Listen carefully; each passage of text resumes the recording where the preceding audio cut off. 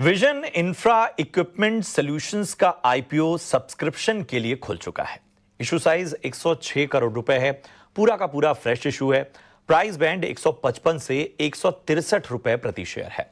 IPO से जुटाए पैसों का इस्तेमाल कंपनी कहां करेगी और क्या है योजनाएं और ये पूरा जो कारोबार है इनका ये किस तरह से काम करता है, इन सभी पर चर्चा करने के लिए हमारे साथ जुड़ चुके हैं कंपनी के सीएमडी सचिन विनोद गांधी साहब। सचिन, बहुत बहुत स्वागत आपका ईटी नाउ स्वदेश में। अच्छा लग रहा है आपसे इस चर्चा को आगे बढ़ाते हुए। और मैं आपकी कंपनी की तमाम चीज़ों से गुजर रहा था तो सबसे अच्छी चीज़ मुझे ये लगी जो आपने आपकी कंपनी का मोटो है कि कंस्ट्रक्शन बड़ा हो या छोटा है, आप तैयार हैं हर तरह से अपनी ओर से मदद करने के लिए, अपनी ओर से सपोर्ट देने के लिए। और सबसे बड़ी बात कि मतलब छोटे प्रोजेक्ट तो मुझे कोई नहीं दिख रहे हैं। मुंबई पुणे एक्सप्रेसवे हो, समृद्धि मार्ग हो, अहमदाबाद वडोदरा एक्सप्रेस हो, मेरठ अलीगढ़ हाईवे हो, गोवा एयरपोर्ट, मतलब शायद मेरी गिनती कम पड़ जाएगी। तो ज़रा सबसे पहले तो हमें बताइए कि इस आईपीओ को कारोबार में आगे बढ़ाने का क्या मकसद रहेगा इस आईपीओ के जरिए? सर, क्या इंडिया की इंफ्रास्ट्रक्चर की ग्रोथ, गवर्नमेंट का इंफ्रास्ट्रक्चर के ऊपर का फोकस, इसको देखते हुए हमने भी इसको एक्सपांड करने के लिए किया था।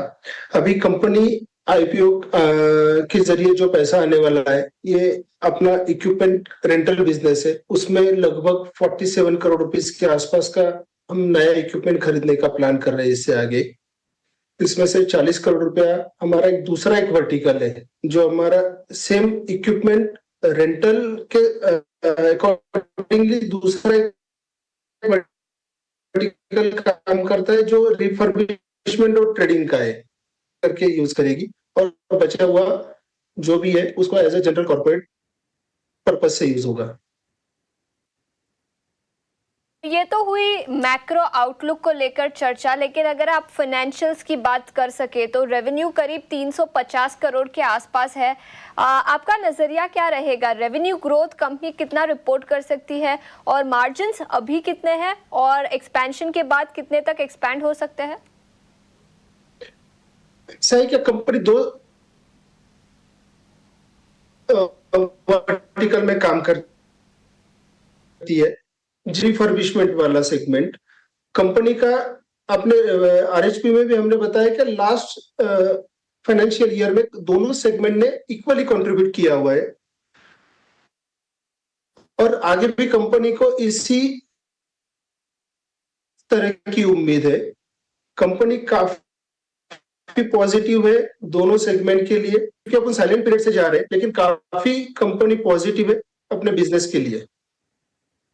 चीज बताइए सचिन जी कि कौन कौन से फोकस एरियाज हैं जहां पर कहीं ना कहीं अब कंपनी का फोकस बढ़ेगा, और दूसरा ये कि अगर हम आपके पूरे इस कंपनी के ब्रेक थ्रूज को देखें, प्रोजेक्ट्स को देखें, तो आप किन चीजों को सबसे बड़ा पावर पंच मांगते हैं अपने इस कारोबार में आगे बढ़ने के लिए? गवर्नमेंट का फोकस है, सारे स्टेट गवर्नमेंट, सेंट्रल गवर्नमेंट का फोकस है इंफ्रास्ट्रक्चर के ऊपर। तो कंपनी इंफ्रास्ट्रक्चर के सारे सेक्टर, मतलब सारे प्रकार के इंफ्रास्ट्रक्चर के लिए इक्विपमेंट का सप्लाई करती है।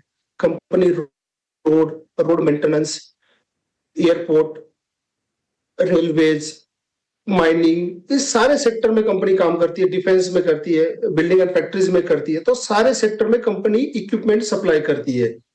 तो कंपनी का फोकस सारे सेक्टर के ऊपर रहेगा, लेकिन सबसे ज्यादा फोकस कंपनी का रहेगा रोड मेंटेनेंस और एयरपोर्ट के ऊपर। आगे चलते हुए कंपनी का सबसे ज्यादा फोकस रहेगा। बिल्कुल, तो ये दोनों कंपनी का मैं आपसे पूछना चाहूंगी कि ऑर्डर पाइपलाइन कैसी है? कोई नए प्रोजेक्ट्स जहां पर आपने बिड किया है, जो नए प्रोजेक्ट्स आ सकते हैं अगले 2-3 साल के लिए, कौन से बड़े प्रोजेक्ट्स आपको मिल सकते हैं? सर मैम, कंपनी काम करती है पहले तो रोड इंफ्रा सेक्टर के लिए रिलेटेड इक्विपमेंट सप्लाई का काम करती है। तो आने और सेम टाइप पे कंपनी काम करती है मेंटेनेंस प्रोजेक्ट के ऊपर।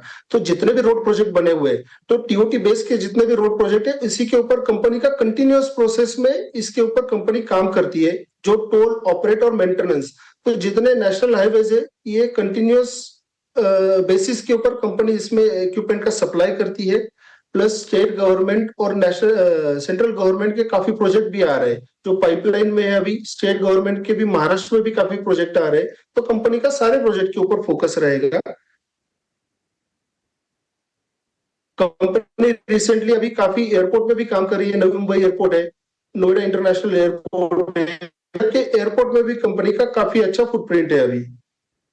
आम कारोबार में दिख भी रहा है, उनमें गोवा जो एयरपोर्ट है उसमें भी आपका सिग्निफिकेंट रोल रहा है।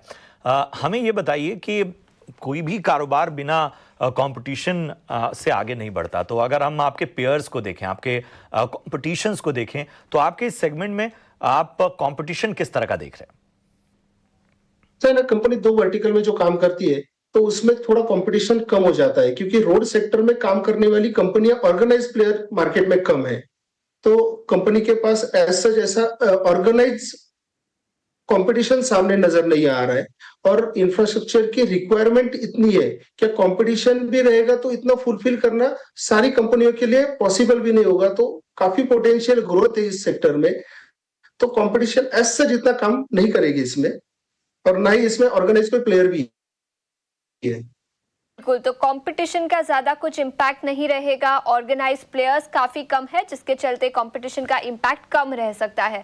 गांधी जी, बहुत बहुत शुक्रिया अपना समय निकालकर ईटी नाउ स्वदेश के साथ जुड़ने के लिए।